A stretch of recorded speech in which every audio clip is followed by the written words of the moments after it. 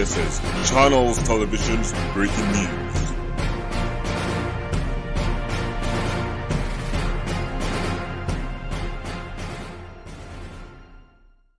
पाचोऱ्यात गोविंदाची मृत्यूची झुंज देत अखेर ज्योत मालवली. काँग्रेसची आर्थिक मदतीची मागणी. पाचोरा शहरातील रेल्वे स्टेशन रोडवरील दहीहंडीत 35 वर्षीय गोविंदा पडल्याने जखमी झाला.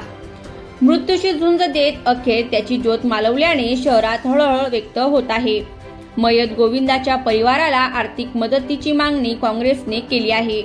याबाबत अधिक माहिती अशी की पाचोरा शहरातील रिक्षा स्टॉपसह स्टेशन रोड परिसरातील युवकांनी दहीहंडीचे नियोजन केले होते. यावेळी गोविंदा पथकातील नितीन पांडुरंग चौधरी हा 35 वर्षीय युवक दहीहंडी फोडताना खाली पडला. त्यास हॉस्पिटलमध्ये औषध उपचार सुरू असताना दिनांक 28 रोजी मृत्यूशी झुंज देत अखेर त्याची ज्योत मालवली आहे.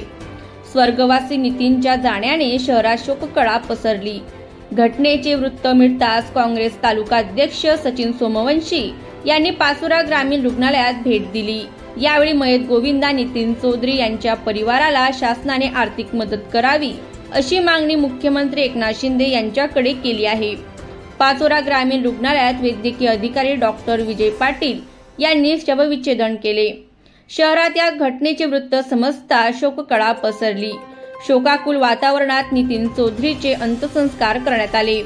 नितीन हा रिक्षा चालक होता. घरातील कर्ता पुरुष होता.